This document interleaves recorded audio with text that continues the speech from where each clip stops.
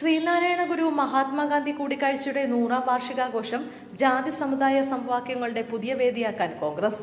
ശിവഗിരി മഠവുമായി ചേർന്ന് സംഘടിപ്പിക്കുന്ന പരിപാടി ഈഴവ സമുദായവുമായുള്ള ബന്ധം ശക്തമാക്കാനുള്ള വേദിയാക്കി മാറ്റാനാണ് കോൺഗ്രസ് നീക്കം.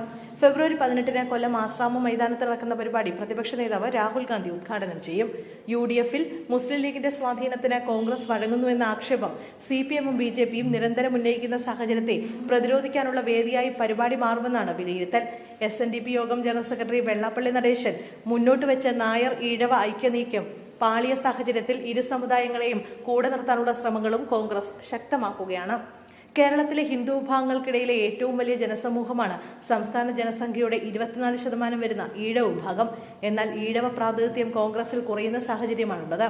ഈഴവ സമുദായത്തിൽ നിന്ന് ഒരു MLA മാത്രമാണ് കോൺഗ്രസിനുള്ളത്. ഈഴവർക്കിടയിലെ ആശങ്കകൾ പരിഹരിച്ച സമുദായത്തെ കൂടെ നിർത്താനാണ് നീക്കം.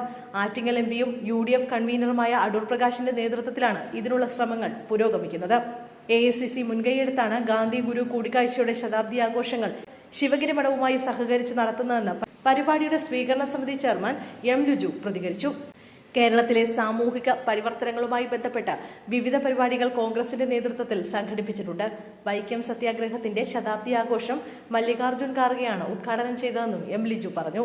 കോൺഗ്രസ് സംഘടിപ്പിക്കുന്ന പരിപാടിയുമായുള്ള സഹകരണം Sivagiri Dharmasangham trust general secretary Swami ശുഭാംഗാനന്ദയും സ്ഥിരീകരിക്കുന്നു.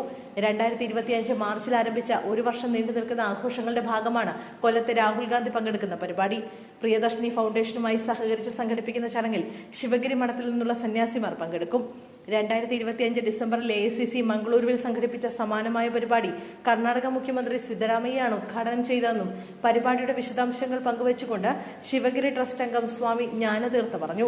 ചടങ്ങിന്റെ ഭാഗമായി ഗുരു പരിനിർമ്മാണ പൂജയും യതിപൂജയും ഉണ്ടായിരിക്കും. മറ്റ് രാഷ്ട്രീയ പാർട്ടികൾ ഗുരു ഗാന്ധി കൂടിക്കാഴ്ച സംബന്ധിച്ച ആഘോഷങ്ങളോട് മറ്റ് പാർട്ടികൾ സഹകരിക്കാൻ തയ്യാറല്ലാത്തതിനാലാണ് കോൺഗ്രസുമായി സഹകരിക്കുന്നതെന്നും സ്വാമി ശുഭാംഗാനന്ദ പ്രതികരിച്ചു. ഗുരുദേവനും ഗാന്ധിയും തമ്മിലുള്ള ചർച്ചയുടെ പ്രാധാന്യം കോൺഗ്രസ് മനസ്സിലാക്കുന്നു. നേരത്തെ കർണാടക സർക്കാർ ഒരു പരിപാടി സംഘടിപ്പിച്ചിരുന്നു. പരിപാടിക്കിടെ ശിവഗിരി മഠാധിപതി സ്വാമി സച്ചിദാനന്ദ AICC ജനറൽ സെക്രട്ടറി KC വേണുഗോപാലിനോട് കേരളത്തിൽ സമാനമായ ഒരു പരിപാടി എന്തുകൊണ്ട് നടത്തുന്നില്ലെന്ന് ചോദിച്ചു. പിന്നീടാണ് ഇപ്പോഴത്തെ ചടങ്ങിനെക്കുറിച്ചുള്ള ആശയം ഉയരുന്നത്. മഠം അതുമായി സഹകരിക്കുകയായിരുന്നു. തീയതി ഉൾപ്പെടെ നേരത്തെയായിരുന്നു നിശ്ചയിച്ചിരുന്നത്.